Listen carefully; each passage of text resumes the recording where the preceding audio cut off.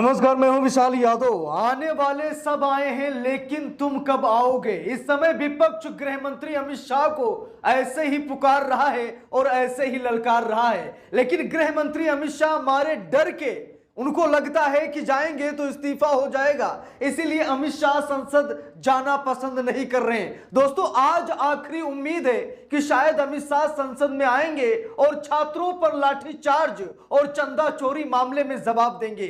शायद अमित शाह के पास इसका जवाब नहीं है, मोदी सरकार के पास इसका जवाब नहीं है, इसीलिए प्रधानमंत्री नरेंद्र मोदी ने अमित शाह को छिपा दिया है। अमित शाह कहीं दृश्य नजर नहीं आ रहे, अमित शाह कहीं दिखाई नहीं दे रहे। कारण ये दोस्तों कि अमित शाह के पास कोई जवाब नहीं है और वैश्विक स्तर पर अमित शाह की छीछा लेदर हो जाएगी। इसीलिए गृह मंत्री अमित शाह को बचाया जा रहा है और प्रधानमंत्री नरेंद्र मोदी खुद इस मामले में इन्वॉल्व है, क्योंकि प्रधानमंत्री नरेंद्र मोदी अमित शाह को प्रधानमंत्री बनाना चाहते हैं, डिप्टी पीएम बनाना चाहते हैं। इसीलिए नहीं चाहते कि मोटा भाई की फजीयत हो जाए। वैसे भी तड़ी पार के नारे से सड़क से लेकर संसद तक गूंज मची हुई है। हम लोगों को मालूम है कि अमित शाह जो देश के गृह मंत्री हैं, ये जेल भी जा चुके हैं। इन्हें 2 साल के लिए गुजरात से बैन भी किया गया था। इनका पद और पावर सब कुछ छीन लिया गया था, क्योंकि ये सवालों का जवाब गोलियों से दे रहे थे गुजरात में,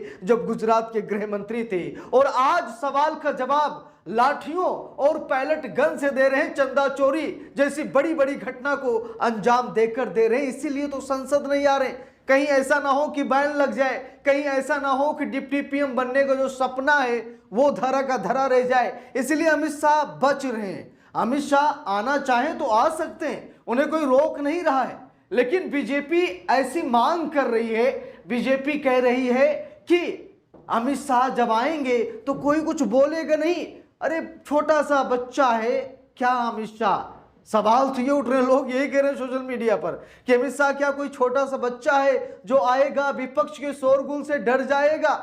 भाई अमित शाह हैं, चाणक्य हैं, उनके बोलने मात्र से आतंकवादी थर थर कांपते हैं। और आज ऐसा क्या हो गया कि विरोध से, शोर से गृह मंत्री अमित शाह डर गए। दोस्तों यहां पर देखिए, खबर भी सामने आ गई है। अमित शाह स्किप्स लोकसभा अगेन, राम मंदिर में लूट पर बीजेपी क्यों खामोश? दोस्तों मीडिया ये बता रही है, प्रिंट मीडिया ये बता रही है कि अमित शाह के पास और मोदी सरकार के पास चंदा चोरी मामले को लेकर कोई जवाब ही नहीं है, यानी उन्हें कुछ कहना ही नहीं है, वो नहीं फंसना चाहते इसमें।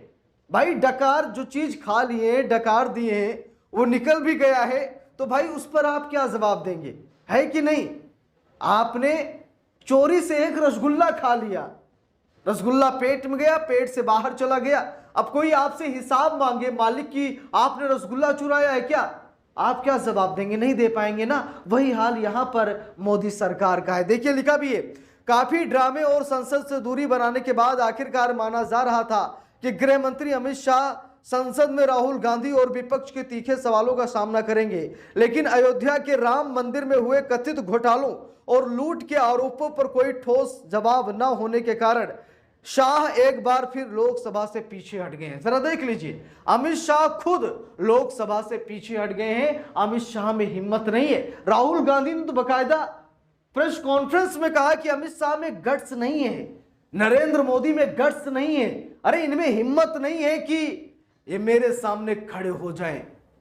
कभी राहुल गांधी को पप्पू कहा करते थे, आज चंपू बन गए हैं मोदी और शाह, आज रफू चक्कर हो गए हैं मोदी और शाह। राहुल गांधी जैसे सीना तान कर संसद में खड़े होते हैं, मोदी साहब भागते नजर आते हैं। और दोस्तों अमित शाह आज शायद संसद में आए, ऐसा प्रतीत हो रहा, क्योंकि अब संसद की कार्यवाही भी ठप होने जा रही है। 2 दिन और संसद चलेगी, उसके बाद संसद बंद, मानसून सत्र खत्म और मोदी सरकार के बल्ले बल्ले। क्योंकि भाई 2 दिन और बचा लें अमित शाह को, संसद में आएंगे तो बेवजह हंगामा हो जाएगा, शायद इस्तीफा हो जाए, विपक्ष इस्तीफे की मांग कर देगा, अमित शाह से सवाल पूछेगा जिसका जवाब अमित शाह दे नहीं पाएंगे। क्योंकि संसद कोई मामूली चीज नहीं है, वहां पर हर एक बातें ऑन रिकॉर्ड होती हैं, वहां पर हर बात का एक मतलब होता है, एक औचित्य होता है। वो सब्जी मंडी नहीं है, ठीक है, वहां हर एक चीज का जवाब देना पड़ता है। इसीलिए अमित शाह बच रहे हैं संसद जाने से, इसीलिए बच रहे हैं और कोई कारण नहीं है।